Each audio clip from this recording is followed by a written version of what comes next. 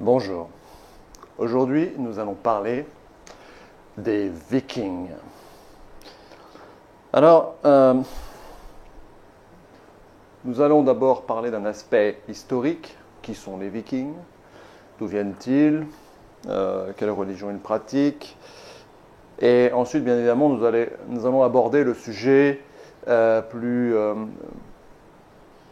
philosophique, politique.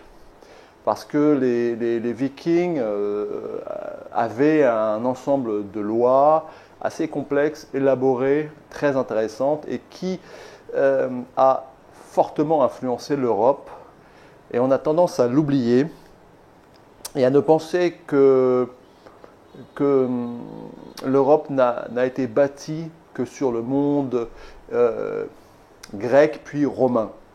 Et après, bien évidemment, le Moyen-Âge n'aurait hérité que de cela.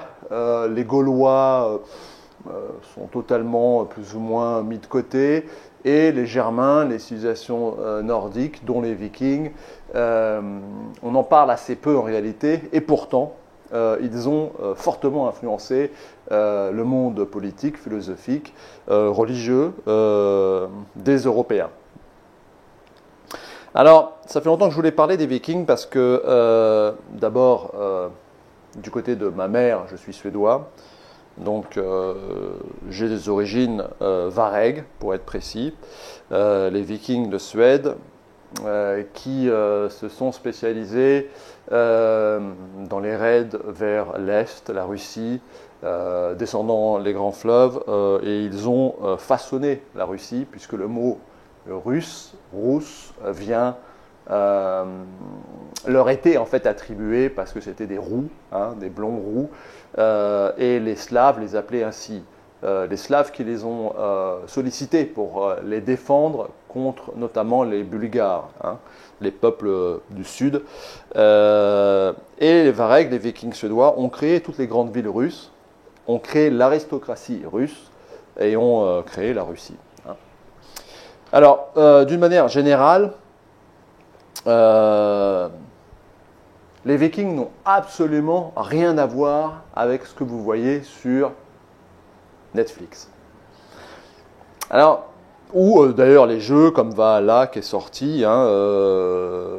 Alors, certains disent oui, c'est pas grave, on s'inspire du monde viking, mais on leur met des coupes de chanteurs de heavy metal, voire pourquoi pas quelques types LGBT,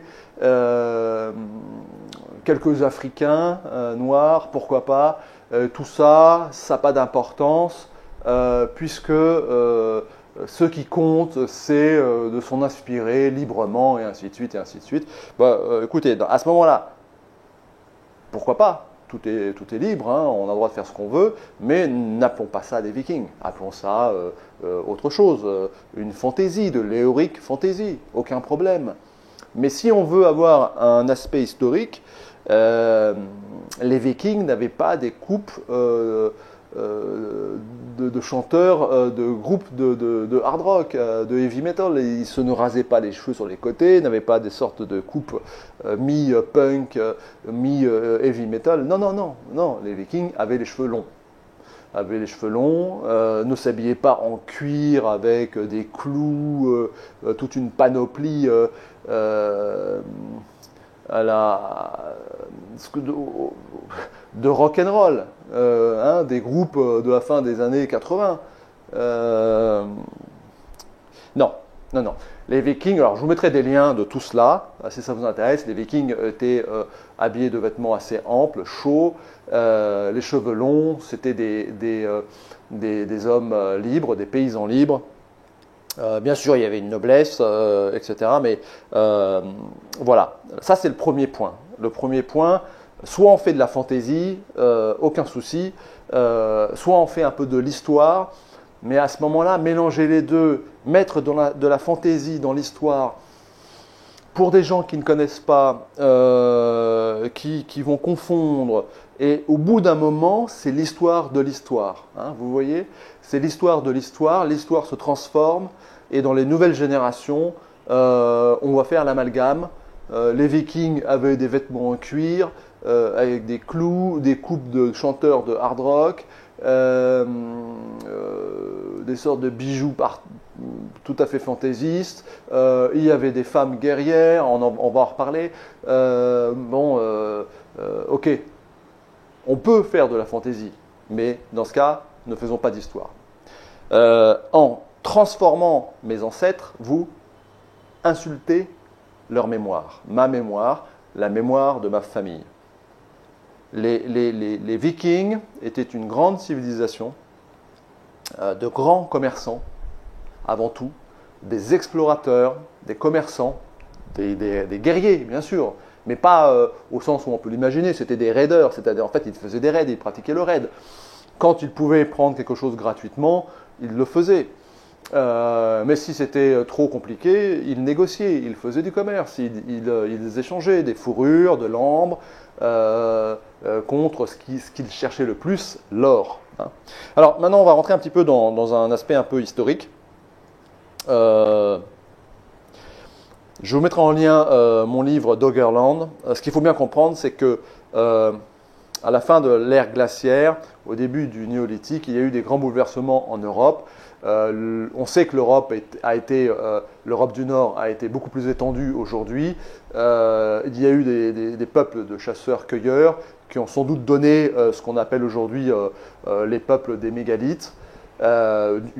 Des grandes civilisations qui ont touché du doigt l'écriture, mais qui ne s'est pas développée parce qu'il n'y a sans doute pas eu un essor des villes, parce qu'il n'y a pas eu une surpopulation. Hein, sans doute lié à l'agriculture peut-être tardive. Toujours est-il qu'il y a eu des traces en Europe depuis la dernière ère glaciaire et des peuples qui ont navigué. Et ont navigué, on retrouve des bateaux, et l'histoire des bateaux est capitale pour les Vikings, pour l'histoire des peuples nordiques scandinaves. Moins pour les Germains continentaux, mais pour tous les peuples nordiques scandinaves, et ça va jusque l'Angleterre du Nord, hein, l'Écosse, l'Angleterre du Nord, l'Islande, et par la suite le Groenland et l'Amérique du Nord. Ce sont des peuples de bateaux.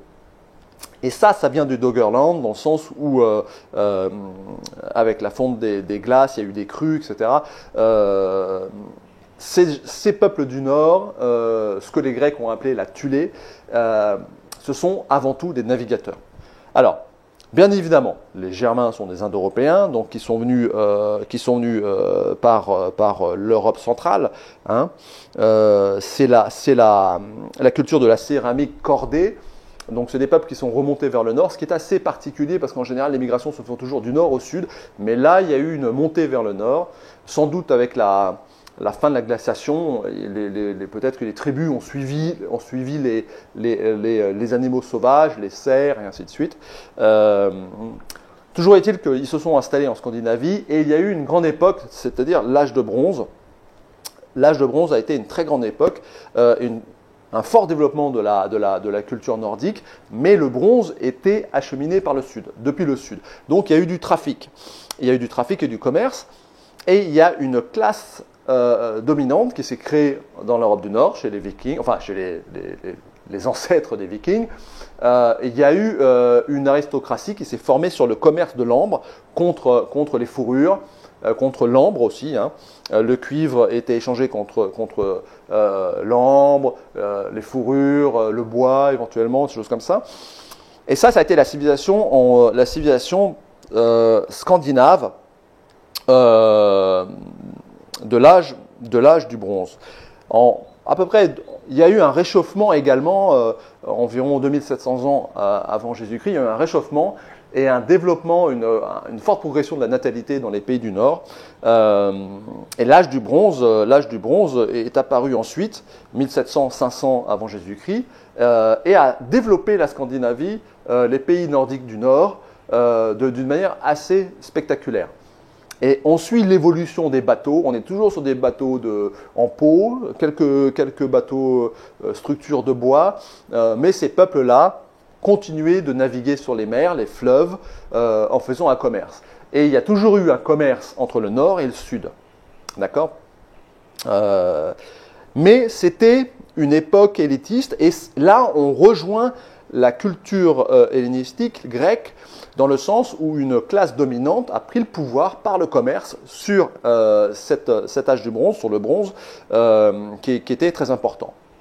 Et ça, on retrouve des traces, on a retrouvé des tombes, notamment en Suède, 1000 ans avant Jésus-Christ, des grandes tombes assez, pas encore en forme de bateau, mais c'était en évolution. Et on a retrouvé des quantités d'or extrêmement importantes. Il y avait vraiment un commerce luxuriant, une classe aristocratique qui a commencé à se former dans les pays du Nord. Et là, on a un parallèle de civilisation avec le sud de l'Europe, hein. Une classe dominante, et ensuite le peuple. Pas un système de caste comme en Inde ou autre, mais enfin, voilà, il y avait quand même une hiérarchisation des rôles. Et ça, c'est l'époque du bronze. Mais une révolution technique va apparaître avec l'âge du fer. Et en Scandinavie, il y a du fer. Et ça, c'est important. C'est-à-dire que la classe dominante qui s'est fondée sur le commerce du bronze, sur l'importation du bronze, hein, pour faire les outils, les armes, s'est totalement désagrégée avec cette révolution technique de l'utilisation du fer qui, en Scandinavie, se trouve quasiment, on le trouve en marchant dans la forêt. Hein, j'exagère, mais enfin, il y a énormément de fer.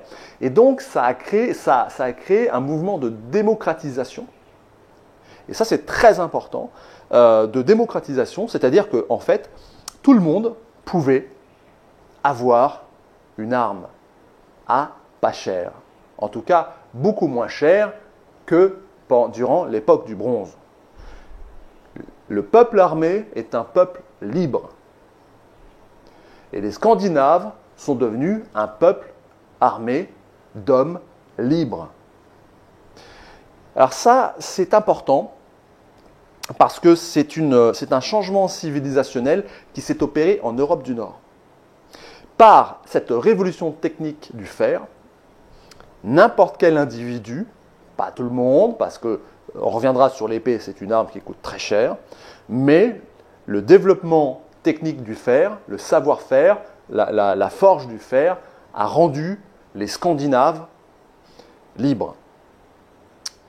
Et les Vikings, ce n'est que la suite de cela. C'est le paysan libre, c'est le paysan guerrier libre. Alors bien sûr, il y a des jarls, il y a des lords, il y a des seigneurs, mais ce n'est pas dans une hiérarchie comme on va la retrouver dans le sud de l'Europe, hein, qui hérite de Rome. Et Rome, même l'Église catholique, la suite de Rome, c'est une société extrêmement hiérarchisée et c'est une société des villes.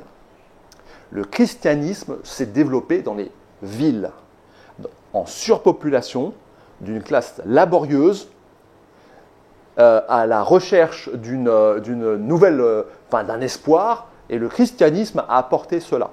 Hein. Et ça, une fois de plus, c'est très bien décrit Pakelergi,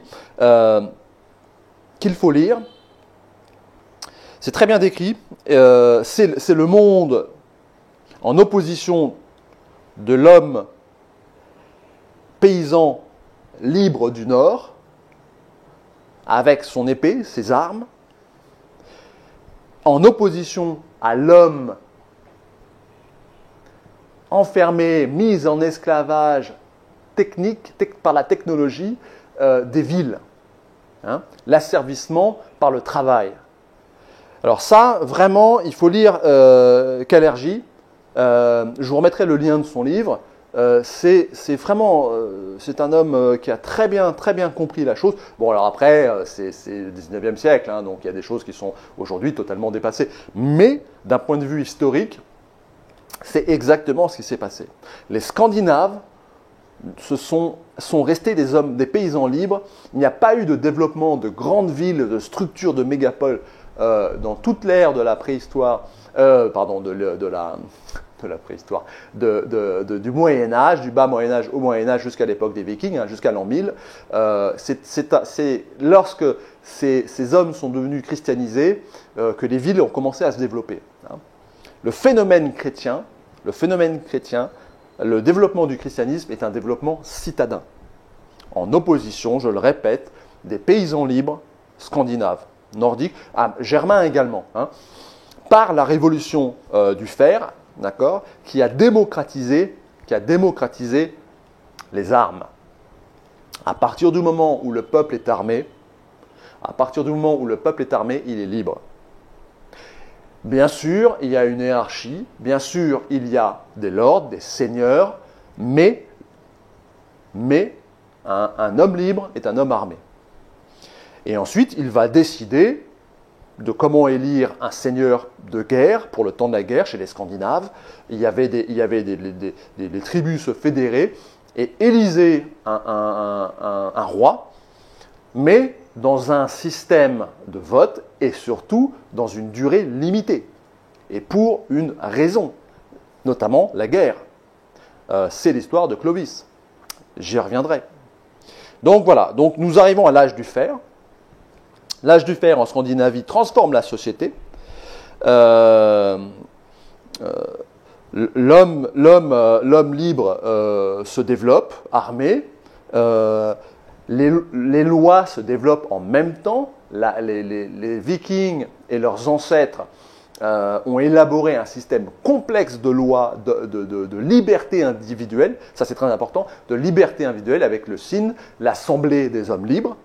Bien sûr, il y avait des esclaves hein, chez les Scandinaves. Hein, c'était aussi un des grands points de commerce avec le Sud. Hein. On vendait beaucoup d'esclaves, notamment à Rome et aux Romains. Hein.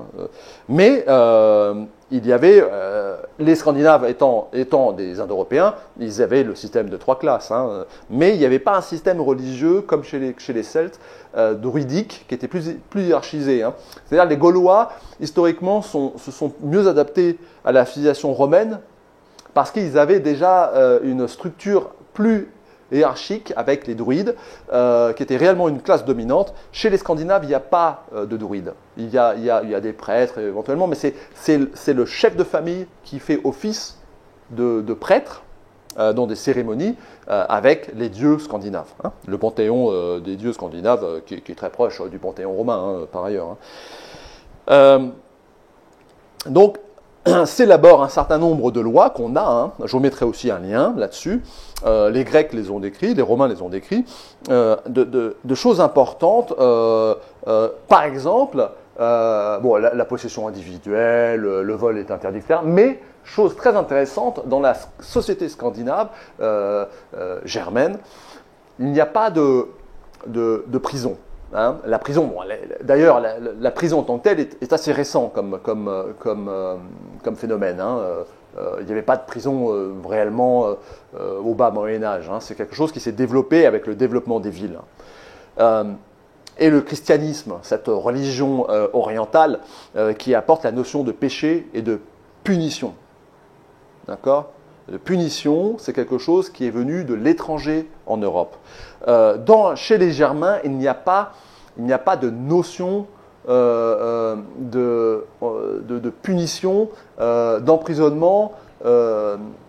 En fait, le Scandinave, le Germain, doit réparer sa faute. Financièrement, par des biens, par de l'argent. S'il ne peut pas le faire, il est banni. D'accord ? Et ça, c'est une des raisons aussi du développement des Vikings, hein, notamment vers les États-Unis, puisque c'est des histoires de bannissement. Hein, L'Islande, le Groenland, c'est Éric le Rouge, et ainsi de suite. C'est des bannissements. D'accord ? C'est des familles qui ont été bannies, qui sont parties, et donc, du fait, ont exploré. Bon, cette notion de liberté individuelle est primordiale dans la culture nord-germanique. D'accord ? Et scandinave en particulier. C'est très important de le comprendre et on va y revenir après. Alors, d'un point de vue historique, donc l'âge du fer est une explosion technologique.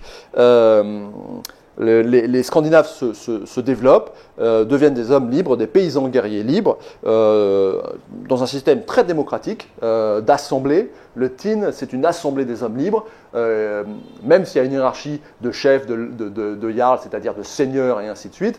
C'est surtout que le seigneur, en fait, c'est le plus riche. Hein, c'est celui qui a le plus de terres, qui a fait le plus de commerce. Voilà. Les pays scandinaves sont des pays qui n'ont pas de problème avec l'argent.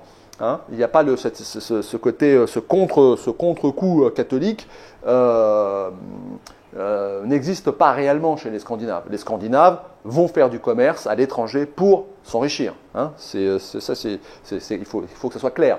Pour s'enrichir, mais pas pour exploiter, pour s'enrichir, pour ramener de l'or à la maison. Hein, pour vêtir sa femme en or. Hein, on mettait l'or sur sa femme. Voilà, ensuite on achetait des terres, des choses, on se développait. Voilà. Alors donc l'explosion du fer, grande voie de communication commerçante dans toute l'Europe. Hein, les Germains commerçaient avec Rome, les Germains commerçaient avec les autres pays, avec les Gaulois, les Germains descendaient les grands fleuves et commerçaient avec l'Orient, Bagdad, et ainsi de suite. Hein. On a retrouvé, dans l'époque pré-viking, hein, on a retrouvé encore en Suède, dans des tombes, on a retrouvé des Bouddhas. Hein, des Bouddhas, donc il y avait des routes commerciales qui allaient jusqu'en Asie mineure, hein, quasiment en Chine. Hein. On sait que les Indo-Européens sont allés en Chine avec les momies. Hein, je vous mettrai le lien aussi. Les momies d'un nom de désert que je n'ai plus en tête, mais je vous mettrai le lien. C'est toujours des momies indo-européennes, c'est-à-dire des Indo-Européens qui allaient jusqu'en Chine, jusqu'au désert de Gobi, un peu plus loin, qu'on a retrouvés. Donc il y avait vraiment des communications. Hein. Alors tous ces peuples-là, les Indo-Européens, sont liés également au cheval, ont très rapidement domestiqué le cheval. C'est des peuples liés à la culture de la hache, des céramiques cordées, ensuite des haches et des chevaux. Et dans le nord de l'Europe, la navigation. Et le bateau est un point crucial. Donc bon, voilà, la fin de l'Empire romain, le début du Moyen-Âge, les Huns également, les Scandinaves ont été des mercenaires dans les troupes mongoles, mais aussi romaines, hein, et notamment aussi à Bagdad. Hein, on a retrouvé des Scandinaves, des Suédois là-bas. Bon, le développement viking en tant que tel, l'époque viking, on va dire, s'est développée avec l'apparition d'une autre technologie après le fer, c'est le bateau à voile. Qui a été assez tardif en Scandinavie. Et au-delà du bateau à voile, on a également commencé à développer les bateaux longs avec des moyens de navigation en haute mer. D'accord ? Et ça a été le début, avec la proue et ainsi de suite, ça a été le début du développement de l'ère viking. À partir du moment où les Vikings où les Scandinaves ont pu faire autre chose que caboter le long des côtes. Hein. Alors, leurs ancêtres ont pu aller jusqu'en Amérique d'ailleurs, hein, le long de la banquise, comme cela. Hein.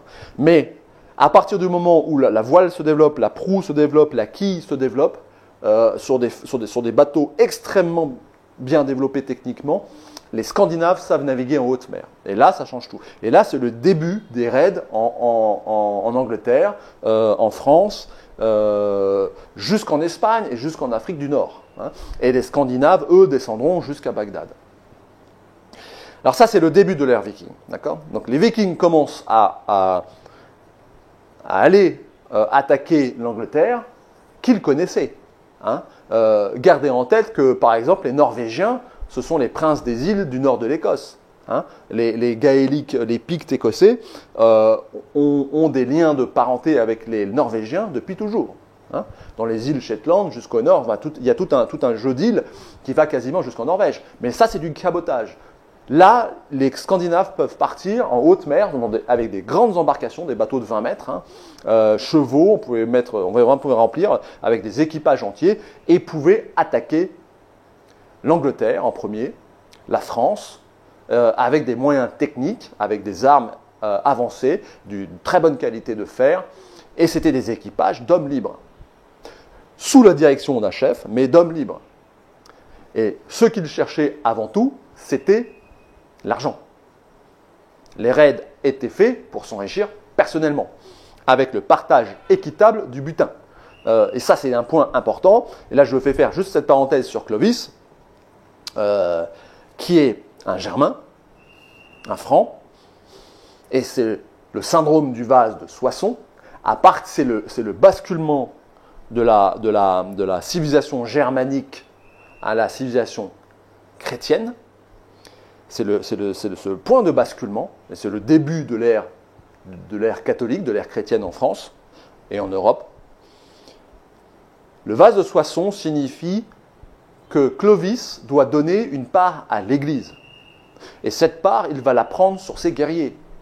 Et qu'il ne l'accepte pas, bien évidemment, puisque le butin était partagé équitablement entre les hommes libres. Clovis est un roi élu par le Thyn. Mais Clovis transforme cela dans le sens où sa femme chrétienne lui a inculqué la notion d'hérédité royale et divine. Ce qui n'existe absolument pas chez les Nordiques. Alors, ce point d'inflexion politique, je ne sais pas si Clovis croyait en Jésus-Christ, mais d'un point de vue politique, il a compris qu'il pouvait s'établir pour une longue durée et prendre le contrôle et passer d'un système politique libre à un système féodal où le paysan devient un subordonné et vassal de son seigneur. Il n'a plus le droit d'être armé. Le paysan en Europe du Sud, en dehors des pays scandinaves, le paysan n'a plus le droit d'avoir une épée. Le paysan français ne peut pas être armé. Ça, c'est un gage de non-liberté, croyez-moi. Alors ça, c'est une épée médiévale faite par mon ami Dominique. C'est une épée citadelle, mais qui ressemble extrêmement aux épées vikings par la suite. Vous voyez que sa pointe est large, parce que c'était des épées qui n'étaient pas faites pour embrocher, mais pour couper. Pour couper, tailler. Voilà, l'homme perd sa liberté à partir du moment où il perd ses moyens de défense. Et on y reviendra plus tard avec l'amendement numéro 2 aux États-Unis. Donc le paysan français, avec le syndrome du vase de Soissons, perd sa liberté. Il devient un serf, un esclave, un subordonné, un travailleur, un outil de production. Et les villes se développent, ils se christianisent, on le contrôle. Mais cela n'est pas arrivé chez les Scandinaves. Ils ont gardé leurs anciennes traditions de liberté d'hommes libres jusqu'à très tardivement. Les raids vikings sont peut-être une contre-réaction à Charlemagne et à sa conquête du nord de l'Allemagne, qui fut extrêmement violente. Il a tué des centaines de milliers de Saxons, encore païens. Il les a convertis de force et il a établi un système politique chrétien. Donc, influencé par Rome, avec cette notion de mise en servage du paysan. On désarme les paysans, on désarme les hommes libres, et les paysans deviennent subordonnés, inféodés à un vassal. C'est des vassaux, d'accord ? Ils appartiennent ensuite au seigneur. Ils deviennent des biens de production. Alors ça, c'est important de comprendre parce que c'est quelque chose qui va déranger l'Europe avec les Scandinaves. Les Scandinaves, jusqu'au 8e, 10e siècle, ont gardé cette notion d'homme libre. Et lors de leur conquête et de leurs raids, qui se sont politisés sur la fin, avec l'établissement, par exemple, en Normandie, d'un bastion viking, ils ont forcément réintroduit des notions de liberté dans l'Église chrétienne. Si on fait une petite parenthèse à ce sujet, Jésus fut sans doute un révolutionnaire dans le sens où il a eu en face de lui l'Église établie, hiérarchisée, juive, des pharisiens, qu'il a combattu pour apporter une certaine, pas la liberté des Scandinaves, mais une certaine notion de liberté aux pauvres, aux petits gens. Ça s'est développé, l'Église chrétienne s'est propagée comme une nuée d'étincelles, ça a pris dans toute la population, qui s'est sentie enfin, qui a trouvé des moyens de liberté. Alors, chez les chrétiens, c'est une liberté après la mort, mais tout de même, ça donne un espoir, ça donne aux petits gens une impression de ne pas être inutile, d'avoir une destinée. Cette Église s'est ensuite de nouveau complexifiée et hiérarchisée avec Rome. Rome qui s'est transformée et qui est passée de l'époque romaine antique à l'époque du Moyen-Âge catholique, du bas Moyen-Âge catholique. Mais elle a complexifié cela. Et le syndrome de Clovis, du vase de Soissons, le syndrome du vase de Soissons, c'est le basculement vers un nouveau christianisme qui met en esclavage les gens. Jésus a voulu libérer les gens, libérer les petits gens, mais ça s'est rebasculé, à mon sens, ça c'est ma théorie, avec le syndrome du vase de Soissons. Et là, on est rentré dans une ère de stagnation du Moyen-Âge, dans lequel le paysan n'est plus libre, il est contrôlé, il n'est plus armé. Les paysans n'ont plus d'armes, les armes et le privilège du seigneur, du policier, du gendarme.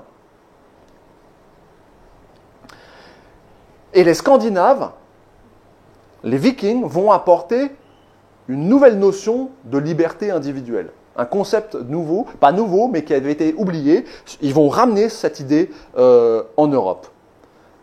Et notamment avec les Normands, la conquête de l'Angleterre. Et l'Angleterre est un pays extrêmement attaché à sa liberté. Mais ça vient des Scandinaves. C'est pas quelque chose qui était là. L'Angleterre, comme la France, comme la Gaule, a été convertie par Rome. A été convertie et a été romanisée. Seule l'Écosse et une partie de l'Irlande fut restée libre. Mais voilà. Donc en réalité, ce contre-coup viking et ensuite normand, notamment en Angleterre, a créé un pays attaché à la liberté individuelle. Mais également en Europe, en Allemagne et même en France, et même dans le sud de l'Europe. C'est quelque chose qui a fortement influencé l'Europe. Les Européens, l'Europe n'a jamais été unifiée parce que c'est un pays d'individus chérissant leur liberté individuelle. Et aujourd'hui, on est en train de revivre un basculement où on veut encore restreindre les libertés individuelles. On est en train de le vivre maintenant. Donc là, il faudrait se rappeler notre histoire. Les Vikings ont réintroduit cette notion d'homme libre. Les Vikings qui n'ont pas des looks à la Netflix, des bardés de cuir et de clous. Ce ne sont pas des stars de hard rock qui se rasent le côté des cheveux, qui se font des tatouages n'importe où et n'importe comment. Non. Les Vikings étaient structurés, c'était des hommes libres, propres sur eux, les cheveux longs, il y a une notion de liberté, de fierté. C'était des gens armés, certes, mais là je vais faire une petite parenthèse historique. Les Vikings les plus riches avaient une épée. Les Vikings les plus riches avaient une épée. Parce qu'une épée coûte cher. Coûte très cher. Donc l'armement classique du Viking, c'est une hache et une lance. D'ailleurs, plus que même avant la hache, c'est une lance. Parce que c'est une petite pointe en fer et du bois. La hache de combat Viking, il y a quand même plus de fer. Les plus riches des Vikings avaient une côte de mailles. Ils étaient habillés d'habits en lin, de l'époque, molletonnés pour amortir les chocs, un peu de cuir, une veste, et pour les plus riches, une côte de mailles, et un casque. Voilà, les Vikings, c'est ça, c'est rien d'autre. Ce n'est pas ce qu'on vous raconte ou ce qu'on vous montre sur Netflix. ou dans les jeux, ou dans le jeu Valhalla. Alors maintenant, on va terminer. Donc, sur cette notion de liberté individuelle, j'en parle dans d'autres vidéos, je vous ferai des liens, mais c'est quelque chose de capital. Les Vikings ont réintroduit cela en Europe, et après, bien des années plus tard, après la guerre de 30 ans, ça a été réintroduit au niveau du droit européen. Hein, le droit du développement individuel, le droit à ce que l'individu puisse créer une entreprise, se développer, faire du commerce. Vous pensez que c'est des notions évidentes, mais non. Dans beaucoup de pays, cela n'existe pas. Ensuite, je terminerai cette partie un peu politique, économique, sur le fait que d'où est venue la réforme? D'où est venue la réforme protestante? Du nord de l'Europe. Parce que l'Église catholique s'est corrompue. Hein? Il y a eu le syndrome du vase de façon, la stagnation du Moyen-Âge. Les Vikings ont un peu bousculé cela, ont réintroduit des notions de liberté jusqu'à la guerre de 30 ans. Guerre de religion, plus ou moins prétextante, mais c'est une guerre de politique avant tout. Et cette notion les protestants, Luther a tout simplement voulu limiter et arrêter la corruption de l'Église catholique. Luther ne voulait pas changer ou créer une nouvelle religion. Il était catholique, c'était un moine catholique. Il voulait juste arrêter la corruption en tant qu'homme du Nord, cher à sa liberté individuelle. En tant que Germain, il a voulu changer l'Église de Rome qui était devenue trop orientale, qui a été influencée par cette notion de corruption et de hiérarchisation de la société orientale. Ce n'est pas européen. Alors, le mouvement protestant, c'est un mouvement une sorte de revival, si je peux dire, viking. Dans le sens où on n'a pas besoin d'un intermédiaire avec Dieu, où on rejette cette corruption, cette hyper-complexification de Rome, bon, avec des dérives extrémistes qu'on a pu voir avec Cromwell. Hein. Cromwell, c'est un fou de Dieu. Hein. C'était les musulmans de l'époque. Hein. Enfin, pas les musulmans, pardon, excusez-moi. Les wahhabistes, les islamistes, les sectaires. Cromwell, c'était le sectaire de l'époque, le wahhabiste de l'époque. Hein. C'était un fou. Mais ça, ce sont des dérives. Et il y en a toujours des dérives. Mais au niveau politique, les protestants ont surtout voulu retrouver une liberté de commerce, d'entreprendre. Et ça a de nouveau influencé l'Europe. Hein. Et ensuite, ça a donné les États-Unis. Alors, je vais m'arrêter maintenant parce que j'ai suffisamment parlé, mais ça sera l'objet d'une autre vidéo éventuellement. Cette notion de liberté, amendement numéro 1, le droit de parole, le droit de s'exprimer, de dire d'avoir des notions politiques, d'accord. L'amendement numéro 2, ça, chaque individu a le droit d'être armé pour défendre sa vie et sa liberté. Et ça, c'est viking. C'est une notion viking. C'est une notion nordique. L'individu libre. Que nous avons totalement perdu. Et qu'on nous enlève de plus en plus. Et pourquoi? Pour nous contrôler. Pour nous contrôler. Tout simplement. Les gens au pouvoir ont peur. Ils ont peur. Ce qui est normal. Quand on a trop de pouvoir, on a peur de le perdre. L'homme libre est celui qui décide de sa mort. Et donc qui décide de ne plus rien avoir. C'est ça la liberté, c'est la force de ne plus rien avoir. Bon, voilà, je termine là-dessus. C'est un sujet extrêmement intéressant qu'on peut développer. Je vous mettrai des liens, notamment sur les droits nordiques, Kalergi, cette notion d'homme libre, paysan, consanguin, opposé aux citadins christianisés, enferrés et manipulés, hein, parce qu'il y a complexification, surpopulation. À partir du moment où on est tellement nombreux, on ne peut plus être libre. Hein. Les populations scandinaves, même si elles se sont développées à la fin de l'âge de bronze, n'ont jamais été des populations surpeuplées. On ne peut pas être un homme libre Un paysan libre ne peut pas vivre dans une ville surpeuplée. C'est un contresens. Hein. Quand vous vivez dans une ville surpeuplée, vous devenez un objet de production interchangeable. Vous êtes manipulable. Vous êtes dépendant. Vous êtes dépendant pour la nourriture. Vous êtes dépendant au niveau technologique également. Hein. Voilà. Bon. Pour conclure, je touche le point premier de ma vidéo. Respecter mes ancêtres. Netflix, respecter mes ancêtres.